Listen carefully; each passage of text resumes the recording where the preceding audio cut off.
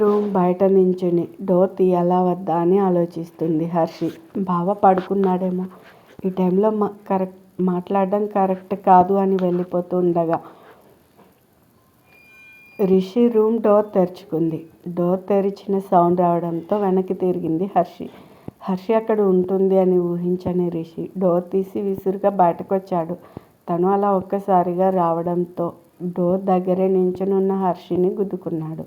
హర్షి వెనక్కి పడిపోతుండగా తన చుట్టూ చేతులేసి పడకుండా పట్టుకున్నాడు. ఎక్కడ పడిపోతానో అని కళ్ళు మూసేసి రిషి పట్టుకోవడంతో స్లోగా కళ్ళు తెరిచి రిషిని చూసింది. అప్పటికే రిషి హర్షిని చూస్తూ ఉన్నాడు. మెల్లిగా తనను లేపి నించోబెట్టాడు. కానీ ఇద్దరి చూపులు మాత్రం వీడలేదు. హర్షి చుట్టూ వేసిన రిషి చెయ్యి మాత్రం ఇంచు కూడా కదలలేదు. రిషి కళ్ళలోకి చూస్తున్న హర్షి ఒక్కసారిగా అతన్ని హగ్ చేసుకుంటుంది. హర్షిని ఇంతకు ముందు చాలాసార్లు హగ్ చేసుకున్నాడు. కానీ ఇప్పుడు మాత్రం కొత్తగా ఉంది రిషికి. ఏమైంది అన్నాడు రిషి చిన్నగా. నువ్వెందుకు నాతో మాట్లాడడం లేదు అంది ఏడుస్తూ. ఎందుకు ప్రతిదానికి ఏడుస్తావు? ఎన్నిసార్లు చెప్పినా అంతేనా అన్నాడు రిషి కొంచెం వాయిస్ పెంచి.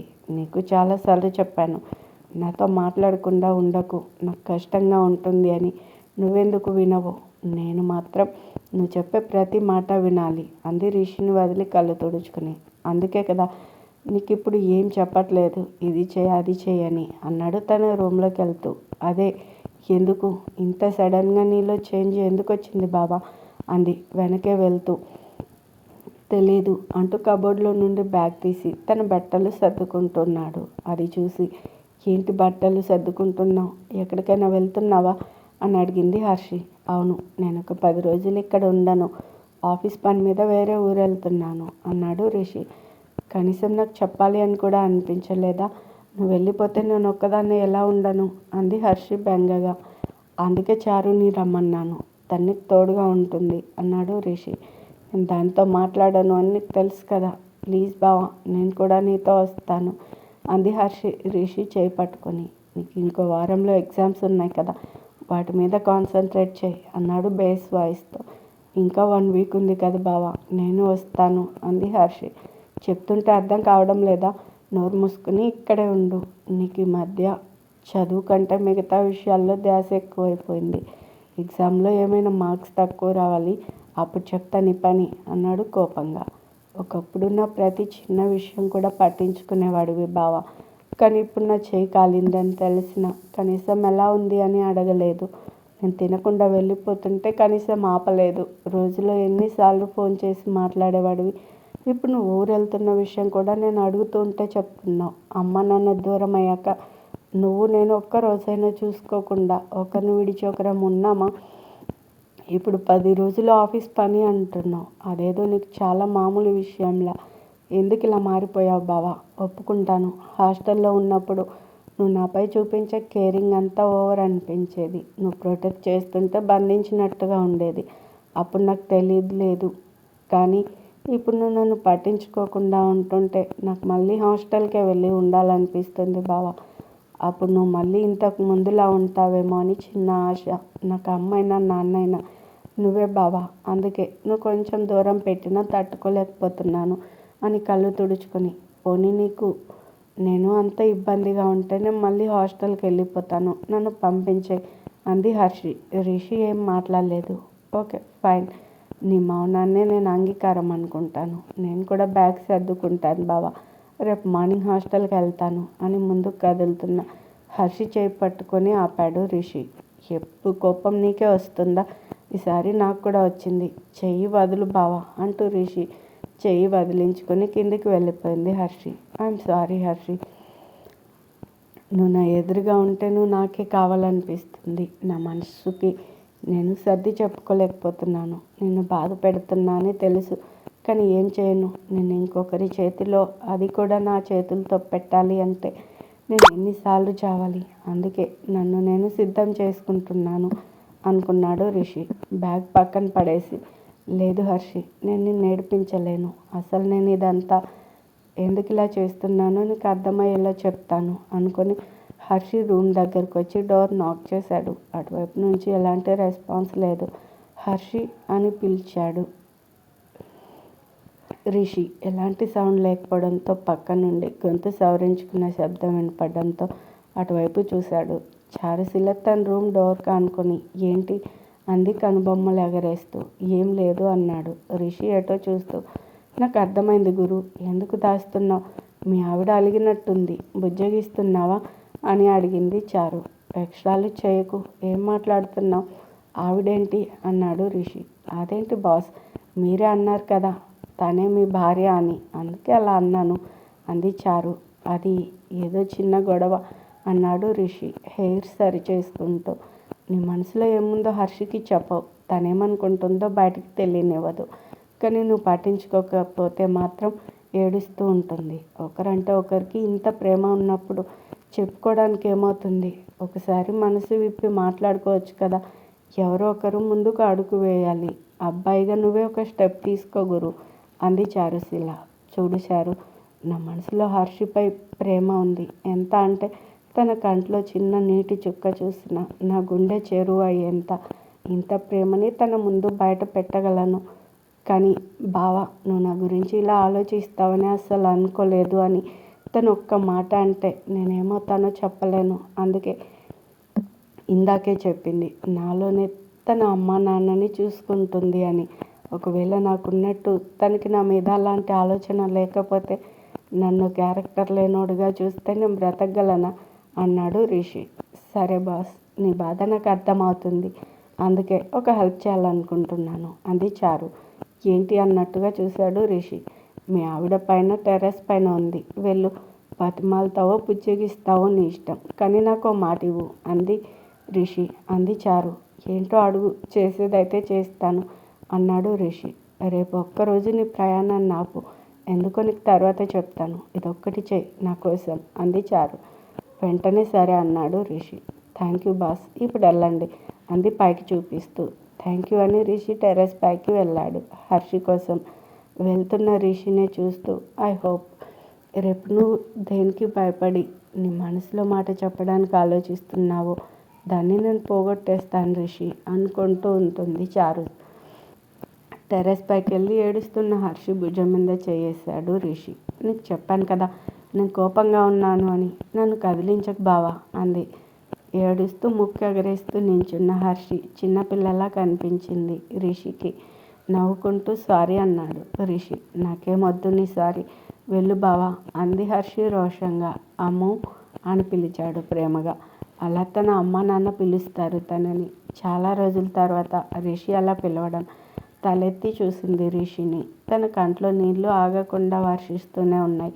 ప్లీజ్ అమ్ము, నువ్వు ఇలా ఏడిస్తే నేను చూడలేను అంటూ తన కన్నీళ్లు తుడిచి హగ్ చేసుకున్నాడు రిషి. సారీ అన్నాడు మళ్ళీ.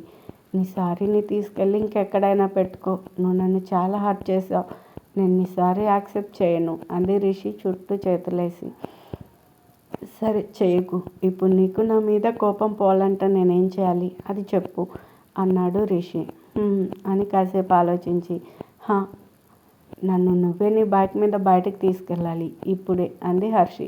కుదరదు, ఇంకేదైనా అడుగు అన్నాడు రిషి. నాకు ఇదే కావాలి, ఇప్పుడు నన్ను తీసుకెళ్తావా లేదా అని అడిగింది. ఆయన నాతో బయటకు రావడం నీకు ఇష్టం ఉండదు కదా, నేను అసలే చాలా బోరింగ్ పర్సన్ని, నాతో నీకు టైంపాస్ అవ్వదు, వదిలే అన్నాడు రిషి. నేనే అడుగుతున్నా కదా. ఆయన కోపం వచ్చింది నాకు, నువ్వు బతిమాలించుకుంటున్నావేంటి అంది హర్షి. తప్పదా అన్నట్టు చూశాడు రిషి.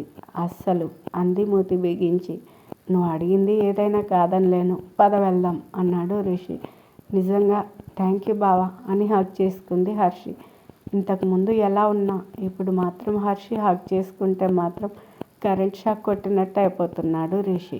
రిషిని వదిలే, నేను ఫేస్ వాష్ చేసుకుని వస్తాను అంటూ కిందకి వెళ్ళింది హర్షి. మొహం వెలిగిపోతున్న హర్షిని చూసి అయిపోయింది, గొడవ పడినంతసేపు కూడా ఉండదు వీరి అలక, వెంటనే కలిసిపోతారు, అదేం మ్యాజిక్కో ఏంటో అనుకుంటూ ఉంటుంది చారుశీల. కిందకు వస్తున్న రిషిని చూసి ఏం మాయ చేస్తావు మహానుభావ, 5 నిమిషాలకే కూల్ చేస్తావు అని అడిగింది చారుశీల. అదే నాకు కూడా అర్థం కాదు, అంతలా ఫీల్ అవుతుంది. నేను 2 నిమిషాలు మాట్లాడితే చాలు కూల్ అయిపోతుంది అన్నాడు రిషి నవ్వుతూ. అదే ప్రేమ, ఎవరిపై అయినా దాచుకోలేనంత ప్రేమ ఉంటే అంతే. ఆ మనిషి ఏమన్నా వారి వల్ల ఎంత బాధ కలిగినా వారి నవ్వుతో ఒక్క మాట్లాడితే చాలు అన్నీ మర్చిపోతారు అంది చారు. ఏంటి అన్నాడు రిషి అర్థం కానట్టు. నేనేమన్నా ఏం లేదు అంది చారుశీల తడబడుతూ. ఓకే హర్షి బయటకు తీసుకెళ్ళమంది. వెళ్తున్నా జాగ్రత్త అన్నాడు రిషి. అలాగే అంటూ ఉండగా హర్షి వచ్చింది. చారుశీలను చూసి బావ బయటకు తీసుకెళ్తున్నాడు చారు, వెళ్ళొస్తాం అని నవ్వుతూ చెప్పింది హర్షి. ఇది నిజమా కళ అని కళ్ళు నులుముకొని చూసింది చారు. ఎందుకలా చూస్తున్నావు? నేనే అంది చారు బుగ్గలు గిల్లుతూ. రిషి వైపు చూసి డౌట్ లేదు బాస్, నువ్వే ఏదో మంత్రం వేసావు అంది చారు. నేను తనకి ఏం చెప్పలేదు నీతో ఎలా ఉండాలి అని, హర్షికే అనిపించుండొచ్చు అన్నాడు బయటకెళ్తూ. వెళ్తున్న ఇద్దరిని చూస్తూ ఉంటుంది చారు. రేపు మీ ఇద్దరికి మీ మనసుల్లో ఏముందో క్లారిటీ వచ్చేలా చేస్తా అనుకుంది. హర్షి రిషి కలిసి బయటకెళ్ళారు. రేపటితో నీకున్న భయాల్ని పోగొట్టేస్తాను రిషి అనుకుంటూ ఉంటుంది చారుశీల. బయటకెళ్ళాక తన బైక్ని చూస్తూ బైక్లో వెళ్ళాలా? తప్పదా? కార్లో వెళ్దాం హర్షి అన్నాడు రిషి. కార్లో వెళ్తే బయట ప్రపంచం ఏం తెలుస్తుంది బావా? అద్దాలలో నుండి ప్రపంచం చూడ్డాన్ని అలవాటైందా నీకు అంది హర్షి. సరే ఫేస్కి స్కార్ఫ్ కట్టుకో అన్నాడు రిషి. ఎందుకు? నైట్ టైమే కదా బావా అంది హర్షి. ఎక్కువ మాట్లాడకుండా చెప్పింది చెయ్యి హర్షి అన్నాడు రిషి వాయిస్ పెంచి. మళ్ళీ స్టార్ట్ అనుకొని సైలెంట్గా తన చున్నీని స్కార్ఫ్లా కట్టుకుంది హర్షి. రిషి కూడా హెల్మెట్ పెట్టుకుని బైక్ ఎక్కి స్టార్ట్ చేశాడు. సైలెంట్గా వెళ్ళి వెనక్కి కూర్చుంది. రిషి భుజం మీద చెయ్యి వేయాలి అనిపించింది, కానీ దానికి కూడా ఏమైనా అంటాడేమో అని సైలెంట్ అయిపోయింది. నువ్వేమైనా ఝాన్సీ లక్ష్మీబాయివా? గాలేస్తే ఎగిరిపోయేలా ఉన్నావు, చెయ్యేస్తే ఖర్చు చేయనులే, పట్టుకో అన్నాడు రిషి. నీతో ఎలా ఉన్నా తప్పే బాబు అనుకుంటూ రిషి భుజం మీద చేయి వేసింది. ఎక్కడికి అన్నాడు రిషి. గమ్యంలోని చోటుకి అని మనసులో అనుకుని నీ ఇష్టం బావా అంది హర్షి. నాకేం తెలుసు, నేనేం నీలా పిక్నిక్లకు వెళ్ళలేదు అన్నాడు రిషి. పంపింది ఒక్కసారి, బాగానే దెప్పి పొడుస్తున్నావు అంది హర్షి. సరే లాంగ్ డ్రైవ్కి తీసుకెళ్తున్నా, నీ ఓపిక అని బైక్ స్టార్ట్ చేశాడు రిషి. అలా ఇద్దరు మధ్య మధ్యలో తిట్టుకుంటూ అప్పుడప్పుడు మాట్లాడుకుంటూ నవ్వుకుంటూ చాలా దూరం వెళ్ళిపోయారు. వాళ్ళ గోలలో వాళ్ళు ఉండి మారుతున్న వాతావరణాన్ని అస్సలు పట్టించుకోలేదు. సడన్గా వాన రావడంతో ఇద్దరు అప్పుడు ఈ ప్రపంచంలోకి వచ్చారు. బావా వర్షంలో లాంగ్ డ్రైవ్ ఇంకా బాగుంటుంది చూసావా, వర్షం కూడా నాకు హెల్ప్ చేస్తుంది అంది హర్షి ఎగ్జైట్ అవుతూ. నీ బొంద, ఇద్దరం తడిచిపోతున్నామే అంటూ బైక్ ఎక్కడైనా ఆపడానికి చూస్తున్నాడు రిషి. బావా ఇప్పుడైతే నేను ముఖానికి కట్టుకున్న స్కార్ఫ్ తీయాల్సిందే, తీసేస్తున్నా అంటూ రిషి వద్దు అంటున్నా వినకుండా స్కార్ఫ్ తీసేసింది హర్షి. వర్షం అంతకంతకు పెరుగుతుంది కానీ తగ్గడం లేదు. ఆ వర్షంలో డ్రైవింగ్ తన వల్ల కాక ఒక చెట్టు దగ్గర బండి ఆపాడు రిషి. ఇద్దరు చెట్టు కిందికి వెళ్ళి నించున్నారు. ఫుల్గా తడిచిపోయి ఉన్నారు. రిషి హెల్మెట్ తీసి హెయిర్ సరి చేసుకుంటూ ఉన్నాడు. హర్షి వాన చినుకులతో ఆడుతూ ఉంటుంది. వర్షంలో తడుస్తున్న హర్షిని చూసి హర్షి ఇప్పటికే చాలా ఎక్కువ తడిచావు, ఇట్రా అని పిలుస్తూ ఉన్నాడు. నువ్వు ఉండు బావా, ఈ టైంలో అడగకుండానే దేవుడు వరం ఇచ్చాడు, ఇంకాసేపు తడవని అంటూ నవ్వుతూ తడుస్తూ ఉంటుంది. తన ఆనందాన్ని ఇంకాసేపు చూడాలని ఉన్న, ఎక్కువ తడిస్తే మంచిది కాదు అనుకుని చేసింది చాలు, ఇప్పటికే చాలా ఎక్కువైంది, ఇంకా తడిస్తే జలుబు జ్వరం వస్తాయి అని చెప్తున్నా వినకుండా ఆడుతున్న హర్షిని చూసి నిన్ను ఇలా కాదు అనుకొని హర్షి చేయి పట్టుకొని వెనక్కి లాగాడు రిషి. ఆ ఫోర్స్కి వెనక్కి వచ్చి అతన్ని గుద్దుకొని అలా నించుని పోయింది హర్షి. ఒకరికొకరు అంత దగ్గరగా, పైగా వర్షం, ఇద్దరు ఫుల్గా తడిచిపోయి ఉన్నారు. ఇద్దరి మనసుల్లో అలజడి, గుండె వేగం పెరిగింది. ఒకరి ఊపిరి ఒకరికి వెచ్చగా తగులుతూ ఉంది. మౌనంగా ఒకరి కళ్ళలోకి ఒకరు చూసుకుంటూనే ఉన్నారు.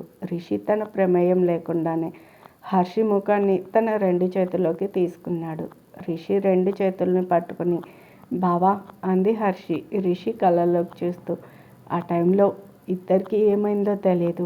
హర్షికి ముద్దు పెట్టడానికి దగ్గరకు వస్తున్న రిషిని చూసి అతను ఎందుకు వస్తున్నాడో అర్థమై కళ్ళు మూసేసింది హర్షి. రిషి ముద్దు పెట్టే టైంకి గట్టిగా ఉరుము రావడంతో ఇద్దరి పెదవులు లైట్గా టచ్ అయి విడిపోయాయి. ఉరుము శబ్దానికి ఇద్దరు ఈ లోకంలోకి వచ్చారు. తనేం చేయబోయాడో అర్థమై హర్షిని వదిలి తను ఎలా ఫీల్ అవుతుందో అన్న గిల్టీ ఫీలింగ్తో ఇబ్బందిగా హర్షిని చూసి వెనక్కి తిరిగాడు రిషి. హర్షి తల కొట్టుకొని నేనేంటి ఇలా అయిపోతున్నాను అనుకుంటూ సిగ్గుపడుతూ బావ ఏమైనా అనుకున్నాడేమో అని భయపడుతూ ఉంటుంది. ఇద్దరు ఒకరి గురించి ఒకరు ఏమనుకుంటారో అనే భయంతో మౌనంగా ఉండిపోయారు. కాసేపటికి వర్షం తగ్గాక ఇంటికి వెళ్ళిపోయారు. గుడ్ నైట్ బావా అని చెప్పి లోపలికి వెళ్తున్న హర్షిని పిలిచి ఫ్రెష్ అవ్వు, జలుబు చేస్తుంది అని చెప్పాడు రిషి. అలాగే నువ్వు కూడా ఫ్రెష్ అవ్వు బావా అని చెప్పి రిషిని చూడలేక తలదించుకుని వెళ్ళిపోయింది హర్షి. దేవుడా, నేను ఎంత మిస్టేక్ చేశాను, తను ఇప్పుడు నా గురించి ఏమనుకుంటుందో అనుకుంటూ తన రూమ్కు వెళ్ళి ఫ్రెష్ అయ్యి వచ్చాడు. హర్షి కూడా ఫ్రెష్ అయ్యి బెడ్ మీద వాలి ఇంతకుముందు తమ మధ్య జరిగిన సంఘటనను తలుచుకుంటూ ఎప్పటికో పడుకుంది. రిషికి నిద్ర పట్టక ఎంత పని చేసావురా రిషి అనుకుంటూ తన చెంప మీద కొట్టుకుంటూ అపరాధ భావంతో అదే ఆలోచిస్తూ ఎప్పటికో పడుకున్నాడు. తెల్లారింది. ఇంట్లో పూజ చేస్తున్నట్టు గంటల శబ్దం వినిపించడంతో ఇటు హర్షి అటు రిషి ఇద్దరూ లేచి బయటకు వచ్చారు. ఇల్లంతా సాంబ్రాణి పొగతో నిండిపోయింది. ఇది మా ఇల్లేనా అనుకుంటూ కళ్ళు నిలుముకుంటూ పూజా రూమ్ దగ్గరికి వచ్చారు ఇద్దరు. చారు చీల పద్ధతిగా లంగావుని కట్టుకుని తలకి టవల్ చుట్టుకుని పూజ చేసి హారతి ఇస్తూ కనిపించింది. తనని అలా చూసి షాక్ అయి నిద్రమత్తు మొత్తం ఎగిరిపోయి ఏంటిదంతా అంది హర్షి. పూజ పూర్తయ్యే వరకు సైలెంట్గా ఉండి దండం పెట్టుకొని హర్షి దగ్గరకు వచ్చి ఇప్పుడు చెప్పు ఏంటి అంది చారుశీల. నువ్వేనా? ఎప్పుడు చూడు జీన్స్లు టాప్లు వేసుకొని ఉంటావు, ఈరోజు ఏంటి కొత్తగా? ఎవరి కోసం అంది కళ్ళెగరేస్తూ. ఎవరికోసమో నీకు తెలియదా అంది చారుశీల. హర్షి ఫేస్ మారిపోయింది. కోపంగా చూస్తుంది చారుశీల వైపు. ఏంటి, ఎందుకలా చూస్తున్నావు? నేనేం చేశాను అంది చారుశీల అర్థం కానట్టు. అంటే నువ్వు ఇదంతా అని నొసలు చిట్లించి రిషి వైపు చూసింది హర్షి. తనని ఎందుకంత కోపంగా చూస్తుందో అర్థం కాలేదు రిషికి. నేను ఇదంతా నా కాబోయే వాడి కోసం చేస్తున్నాను, నువ్వు రిషి వైపు ఎందుకు కోపంగా చూస్తున్నావు అంది చారు. హర్షి షాక్ అయి నీకు కాబోయేవాడా? ఎవరో ఒకరు ఎక్కడో దగ్గర ఉండే ఉంటాడు అంది చారు గాల్లోకి చూస్తూ. అమ్మ మహాతల్లి, ఇప్పుడు సడన్గా తమరు కాబోయేవాడి కోసం కలలు కంటూ ఇలా భక్తి పార్వస్యంలో మునిగి తేలడానికి కారణం చెప్తారా అంది హర్షి దండం పెడుతూ. ఈరోజు వరలక్ష్మి వ్రతం. పెళ్ళైన వాళ్ళు భర్త క్షేమం కోసం, భర్త ఆయుష్ పెరగడం కోసం, తమకి సుమంగళ యోగం కోసం చేస్తారు. మరి నీకు పెళ్ళవ్వలేదు కదా అంది హర్షి. అందుకే కొంచెం ఓపికగా ఉండాలి అని చెప్పేది పూర్తిగా విను డార్లింగ్. పెళ్ళి కాని వాళ్ళు తమకి మంచి భర్త రావాలని కోరుకుంటూ పూజ చేస్తారు. ఈరోజంతా ఉపవాసం ఉండాలి, అప్పుడు ఇంకా మంచి జరుగుతుంది అంది చారు. చారుశీల చెప్తుంటే శ్రద్ధగా వింటూ ఉంది హర్షి. ఇవన్నీ చేసే వాళ్ళకి చెప్తే కొంత ఉపయోగం ఉంటుంది, దానికి ఎందుకు చెప్తావు? తనకి ఇలాంటివి ఇంట్రెస్ట్ ఉండవు చారు. గుడికి కూడా నేను వెళ్దామంటేనే వస్తుంది అన్నాడు రిషి హర్షిని ఉద్దేశించి. మూతికి బిగించి అవును, నాకు రావు, నేర్చుకోలేదు, చెయ్యను కూడా, ఓకేనా అని రిషిని కోపంగా చూసి తన రూమ్కి వెళ్ళింది. తను వెళ్ళాక అసలు నువ్వేం చేస్తున్నావు చారు అని అడిగాడు రిషి. చెప్పాను కదా బాస్, నాకు ఒక్కరోజు టైం ఇవ్వండి అని, మీకే తెలుస్తుంది, సాయంత్రం వరకు వెయిట్ చేయండి అంది చారు. నువ్వేదో చేస్తున్నావు కానీ ఏం చేస్తున్నావు అర్థం కావట్లేదు కానీ అని తను ఫ్రెష్ అవడానికి వెళ్ళాడు రిషి. రూమ్కి వెళ్ళిన హర్షి తన మెడలో ఎవరికి కనిపించకుండా దాచుకున్న తాళిని బయటకు తీసి దాన్ని అపురూపంగా చూస్తూ నేను కూడా ఈ పూజ చేస్తాను నీకోసం అనుకొని వెళ్ళి ఫ్రెష్ అయ్యి వచ్చి చీర కట్టుకోవాలని ఉన్నా ఎక్కడ తాళి కనిపిస్తుందో అని చూడిదార్ వేసుకొని లూజ్ హెయిర్తో బయటకు వచ్చి తన చేతులతో పూజ చేసి దండం పెట్టుకుంటుండగా రిషి స్టెప్స్ దిగుతూ హర్షిని ఆశ్చర్యంగా చూస్తూ ఉన్నాడు. తన చూపులు హర్షి దగ్గరే ఆగిపోయాయి. రోజు చూస్తూ ఉన్నా ఈరోజు ఎందుకో తనకి ప్రత్యేకంగా కనిపిస్తుంది రిషికి. బొమ్మలా నించుని హర్షిని చూస్తున్న రిషిని చూసి తల కొట్టుకొని ఈ మనిషి మనసులో మాట బయట పెట్టు అంటే పెట్టాడు, రెప్ప వేయడం కూడా మర్చిపోయి ఎలా చూస్తున్నాడో చూడు అనుకుంటూ హలో బాస్ అంది గట్టిగా చారుశీల. అప్పుడు ఈ లోకంలోకి వచ్చి చారు వైపు చూశాడు. ఏంటి అన్నట్టుగా సైగ చేసి రండి టిఫిన్ చేయండి అని పిలిచింది రిషిని. అని వెళ్తున్న రిషిని హర్షి వచ్చి బావా ఒక్క నిమిషం అంటూ రిషి నుదుటిన కుంకుమ పెట్టింది హర్షి. పూజ నువ్వు చేస్తే బొట్టు నాకు పెడతావేంటే అన్నాడు రిషి. నువ్వు నాకు నాకు నువ్వు పెట్టు బావా అంది చేతిలో కుంకుమ చూపిస్తూ. వణుకుతూ ఉన్న చేతులతోనే తన నుదుటిన కుంకుమ పెట్టబోయేంతలో హర్షి బల్లి అంటూ అరిచింది. హర్షి బల్లి అంటూ అరిచింది చారు. ఇద్దరు కిందికి చూసి పైకి చూసేలోపు హర్షి నుదుటిని పెట్టాలి అనుకున్న కుంకుమ పాపిట్లోకి చేరింది. హర్షి ఫేస్ చూసి ఏం చెప్పాలో ఎలా చెప్పాలో తెలియక అలా చూస్తూ ఉన్నాడు రిషి. కదలకుండా నించునున్న రిషిని చూసి ఏమైంది బావా కుంకుమ పెట్టు అంది హర్షి. హా అని తన నుదుటిన బొట్టు పెట్టి హర్షి ఫేస్ చూడలేక అక్కడి నుండి పక్కకు వచ్చేశాడు. ఒకసారి వెళ్ళి అద్దంలో చూసుకో హర్షి, మీ బావ బొట్టు ఎలా పెట్టాడో అంది చారు నవ్వుతూ. ఇదేంటి ఇలా అంటుంది, కొంపతీసి పెద్ద బొట్టు పెట్టాడా ఏంటి అనుకుంటూ అద్దంలో చూసుకోవడానికి తన రూమ్కి వెళ్ళింది. ఇక్కడే ఉంటే నన్ను ఏమైనా అంటుందేమో, నేను ఆఫీస్కి వెళ్తున్నాను అంటూ రిషి టిఫిన్ కూడా చేయకుండా ఆఫీస్కి వెళ్ళిపోయాడు. అద్దంలో చూసుకున్న హర్షి పాపిట్లో కుంకుమ చూసి చేత్తో తడిమి ఇదెలా వచ్చింది అని గుర్తు చేసుకుని నవ్వుకుంటూ ఉంటుంది. అంతలోనే కాలేజ్కి టైం అవుతుంది అని హడావిడిగా బయటకు వెళ్తున్న హర్షిని పిలిచింది చారు. హర్షి టిఫిన్ చేయలేదు, ఇదిగో లంచ్ బాక్స్ అని ఇస్తుంటే అది నేను ఈరోజు ఉపవాసం ఉంటున్నాను అంది హర్షి. ఎందుకు అని అడిగింది చారు. నువ్వెందుకో నేను కూడా అందుకే అంది హర్షి. సర్లే అని హర్షి పాపిట వైపు చూస్తూ ఇదేంటి పెళ్ళైన అమ్మాయిలా ఇక్కడ ఉంచుకున్నావు, అదేదో పొరపాటున జరిగింది ఉండు తీసేస్తాను అంటున్న చారును వద్దని వారించి ఉండనివ్వు అంది హర్షి. అది కాదు హర్షి, అలా పెళ్ళైన వాళ్ళు పెట్టుకుంటారు తెలుసు, కానీ నాకు ఇలా ఇష్టం, ఉండనివ్వు చారు అని చెప్పి సిరి స్కూటీ హార్న్ వినిపించడంతో నేను కాలేజ్కి వెళ్ళొస్తాను అని చారుకి నవ్వుతూ చెప్పి ఇంకెవరికి కనిపించకుండా తన హెయిర్ని కవర్ చేసి బయటకెళ్ళింది. కాలేజ్కి వెళ్ళిన హర్షికి క్లాస్కి వెళ్ళకముందే అజయ్ ఎదురొచ్చాడు. అతన్ని చూసి మొహం తిప్పుకుని వెళ్తుండగా సిరి చేయి పట్టుకున్నాడు అజయ్. వదులు అని అంత చెప్పినా వినకుండా సిరి చేయి పట్టుకొని లాక్కెళ్తూ ఉన్నాడు అజయ్. సిరి చేయి పట్టుకొని వెనక్కి లాగుతూ వెనకే హర్షి కూడా వెళ్తుంది. ఎంత ఆపడానికి ట్రై చేసినా అతను ఆగకపోవడంతో పరిగెత్తుకుంటూ ముందుకెళ్ళి చెప్పు తీసుకుని అజయ్ చెంప మీద కొట్టింది హర్షి. అప్పటికే వారి గొడవని కాలేజ్ మొత్తం చూస్తూ ఉంది. సిరి చేయి వదిలి హర్షి గొంతు పట్టుకునే లోపు ప్రిన్సిపల్ రావడంతో తన ప్రయత్నాన్ని విరమించుకున్నాడు అజయ్. వాడిని కోపంగా చూస్తూ పద సిరి అని ప్రిన్సిపల్ రూమ్కి వెళ్ళారు హర్షి సిరి. ఏంటి సార్ ఇది, ఇలా అయితే కాలేజ్కి వచ్చి ఎలా చదువుకోవాలి సార్ మేము, అతను చాలా రోజులుగా సిరిని ఏడిపిస్తున్నారు, మీరు ఇప్పటికి కూడా సీరియస్ యాక్షన్ తీసుకోకపోతే మేము పోలీస్ కంప్లైంట్ ఇవ్వాల్సి ఉంటుంది. కాలేజ్ క్యాంపస్లో పోలీసులు రావడం ఇష్టం లేక మీకు చెప్తూ ఉన్నాం, అతని మీద యాక్షన్ తీసుకోండి సార్, ఇదిగోండి కంప్లైంట్ లెటర్ అని ప్రిన్సిపల్ టేబుల్ మీద పెట్టి సిరి చేయి పట్టుకొని తీసుకెళ్ళింది హర్షి. హర్షి ఇచ్చిన కంప్లైంట్ తీసుకుని అజయ్ని పిలిచి 4 రోజులు సస్పెండ్ చేశాడు ప్రిన్సిపల్. దాంతో హర్షి మీద ఇంకా కోపాన్ని పెంచుకున్నాడు అజయ్. నీ పని కాలేజ్లో కాదే, బయటే తేలుస్తా అనుకుంటా అక్కడి నుండి వెళ్ళిపోయాడు అజయ్. క్లాస్లో కూర్చుని ఏడుస్తూ ఉంది సిరి. ఎందుకే ఏడుస్తావు, వాడిని చేపట్టుకున్న ప్రతిసారి బెదిరిపోకుండా ధైర్యంగా ఎదిరించి ఉంటే వాడు మళ్ళీ నిన్ను చూడడానికి కూడా భయపడేవాడు అంది హర్షి ఆవేశంగా. ఇప్పుడు ఈ విషయం ఇంట్లో తెలిస్తే, అన్నయ్యకి తెలిస్తే ఏమవుతుందే అంది సిరి ఏడుస్తూ.